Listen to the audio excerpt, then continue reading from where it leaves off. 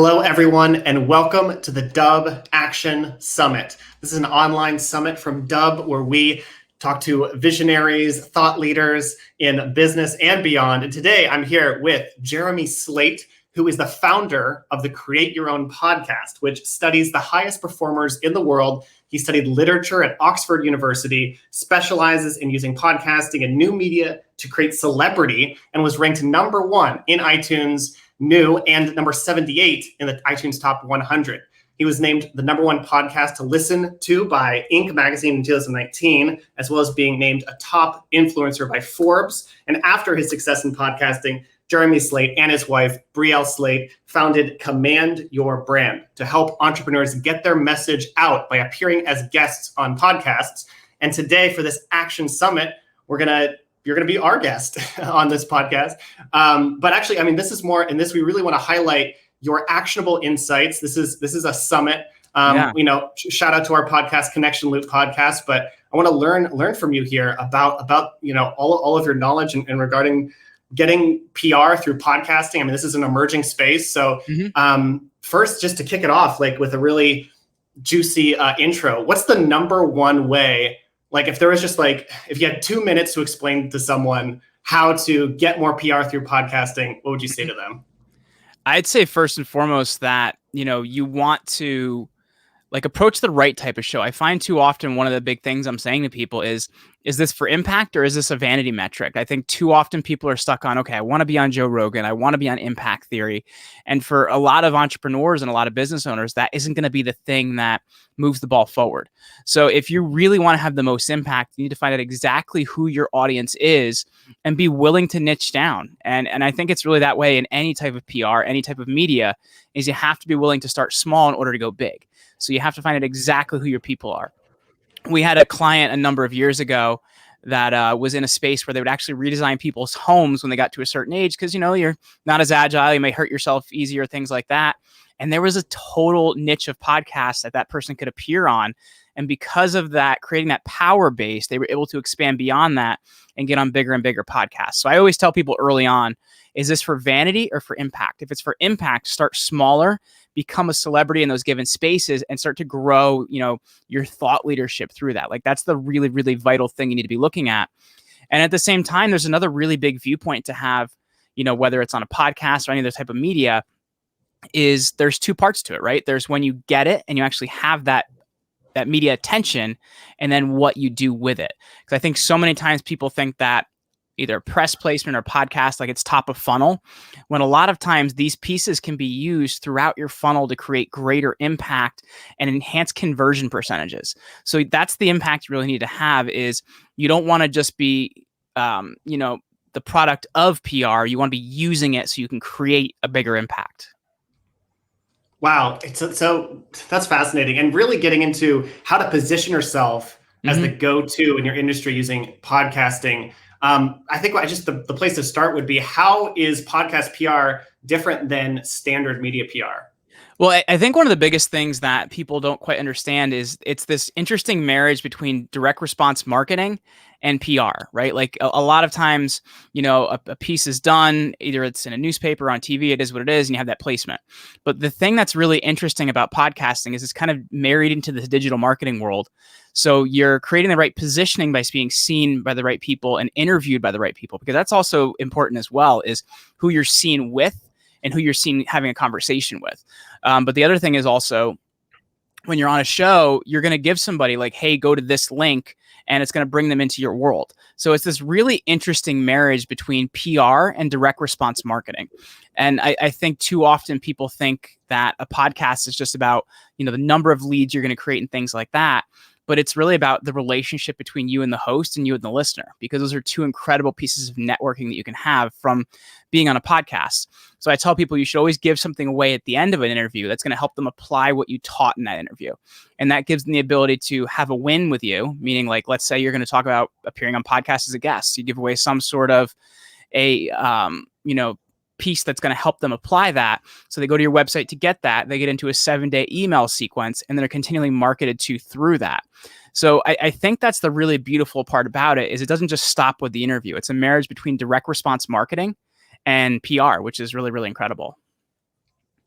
Wow. And this is a emerging space. I mean, even Yeah. just a few hours ago at the Apple event, today's Apple event, they announced a huge overhaul to their podcasting platform, where now they're actually going to allow people to purchase podcasts and pay for podcasts through the Apple podcast ecosystem. Of course, you have to give a cut to Apple and all this, but it's like it's becoming more and more mainstream. I mean, we've heard about podcasting for a while. I mean, I remember as like a 10-year-old opening up GarageBand and playing around with podcasts back then, even before I was sending it. Am I that much older than you, man? I was a lot older than 10 when that started. Oh yeah. Oh gosh. I mean, yeah, no, it was good. It was good days.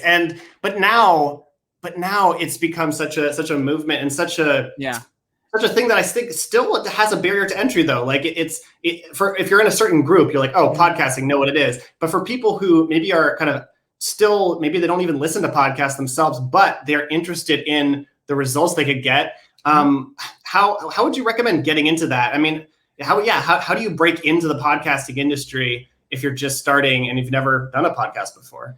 Well, I think it's really interesting because there's kind of two different roads on this, right? Like there's starting your own show, which is what I did, or appearing on other shows as a guest. And the interesting viewpoint about this that I always tell people is you really should be doing both, but I think you should be getting on other shows first. And the reason I say that is you're going to get more comfortable with being interviewed. So that just generally is going to help you as an interviewer. And it creates trust and builds kind of that audience to be able to launch your own show too. But I do think for most people, it makes sense to start a show after you've been on a few shows, because you're going to understand the guest flow. You're going to understand how to ask questions better. You're going to understand when to ask a more open-ended question, when not to. And I think it's really vital to have that viewpoint and that experience. But the thing I tell people is I don't think everyone should start a podcast for the reason that everybody's doing the exact same podcast.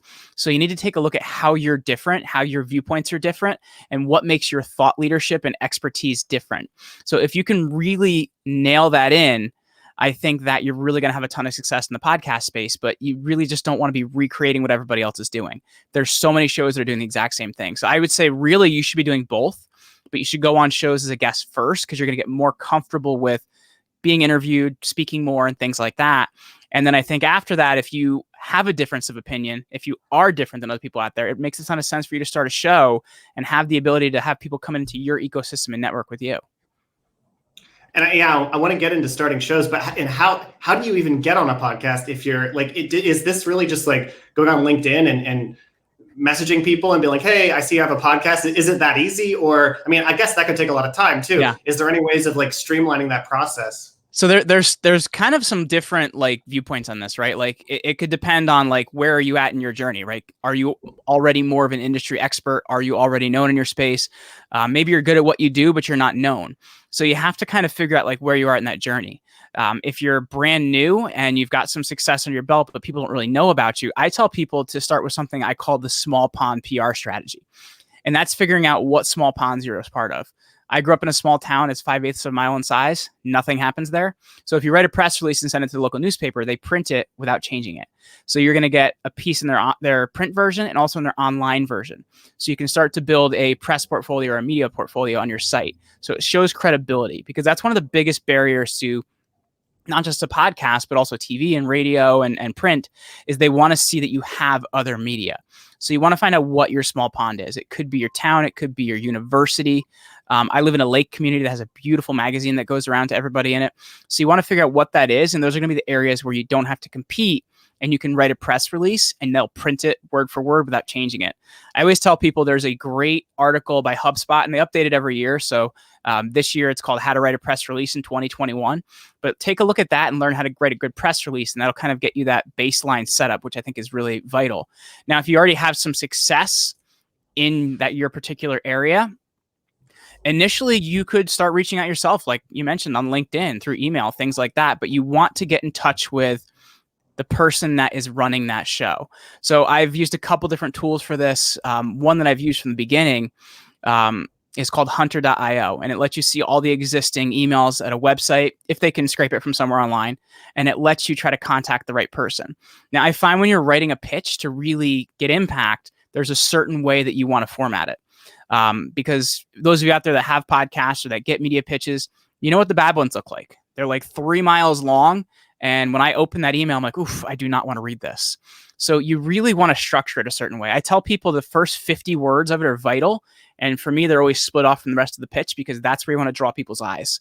And in that first paragraph, you're going to talk about the purpose of what you're doing, the statistics you've achieved in what you're doing, because it shows your credibility. And then if you've had some other media experience, mention it there. But that first 50 words is very, very vital. In that as well, you also want to show some media samples if you have them, because it shows them either credibility or that you can communicate in video or audio form. Like I know for when I was on TV, they wanted to see you've done TV before, or they don't know if they can put you on TV. Like, you're just going to freeze. Like, what's going to happen?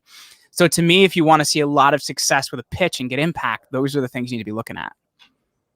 Wow, that's really valuable. That's probably the most actionable advice I've heard for like reaching out. I'm all about action, man.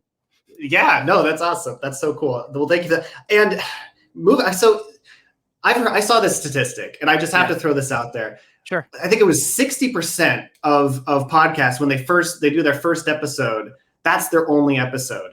And it's just they do one episode and then they fatigue and they never do another one. So what I guess let's say maybe you're interested in doing podcasts, you've done a few guests, and then you want to start your own. How do you make sure that you're able to sustain that? Are there any, and as from like yourself, you've been in the podcasting industry, how do you create a podcast that you can actually do? Because it's a lot of work. It might seem easy. Oh, it's just audio. It's fine. But once it gets to that, doing it every single week or even every month, it can fatigue, you can fatigue. So what would you say is some tips to keep that podcast practice going? Well, there's a couple of different things to this. Like first and foremost is, and I'd like to see that stat, because that's not one I've heard. It may very well be true. I just haven't heard it before. But there's this thing called pod fading, and that's where a podcast does a few episodes and doesn't exist after that. And I think it's like 80% of all the shows in Apple Podcasts have ended by 20 episodes. That's called pod fading. So there's over 2 million shows out there, but there's a very small percentage of them that still produce content, at least on a monthly basis. So if you're at least producing on a monthly basis, you're in that 20%, which if you think about it as a host, that's not a lot to compete about. You have to compete with 20% of 2 million. That's not a ton. So that's one thing to think with first and foremost. And you mentioned as well, like, oh, it's just audio. Well, I know you guys at Dubb are big on video, and that's kind of the direction things are going now. I know even for myself, this has been a lot more of an investment the last year I've played with. I know I had done a podcast with Ruben not too long ago, and at that time I had a different camera, which I grew to hate. Now I'm using a different camera, which is a 4K webcam. So you really want to be thinking with video if you want to go long term with this. I think is really vital, because that is the direction that media is going. But the thing that you really need to think with is, if you're going to start a podcast, commit to doing this for a year without making any money. Because I think so many people, they look at, okay, when's the monetization come in? When's the monetization come in? When's the monetization come in? And you really got to think with, okay, I'm going to commit to this, and it's not going to be about the money. Because here's the thing, less than 1% of all podcasts are going to make money off advertising.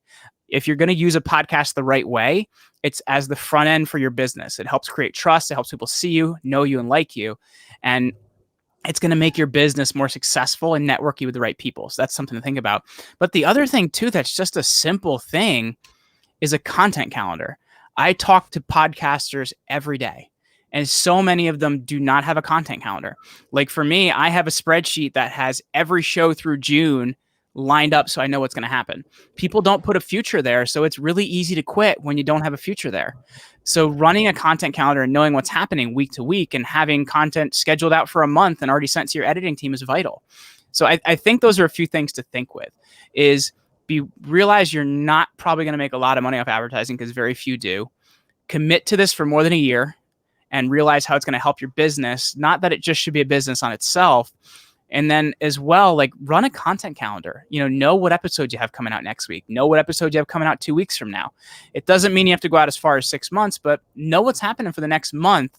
And when there's a future there, it's a lot harder to quit on it, because you're already invested in it. That's essential. Those things, like when you're going into a podcast, that's essential. And I think in a way that, well, the same thing applies in like social media marketing, right? Like, you need to know what's going to be happening, because otherwise you're doing it by the seat of your pants every day. Yeah. And specifically that statistic, it was interesting. I think it was even above, it was around 60. It might even be above 60. And I think that what you said is probably even more. It makes sense. And in a way that could be hopeful for aspiring podcasters, right? Because that means, there's, like you said, there's so many podcasts out there. Like podcasts are doing well no matter if you just do one or episode or not. But it just speaks to that you have to have a plan, just like you just laid out, to be able to sustain it. And so I think that's so important.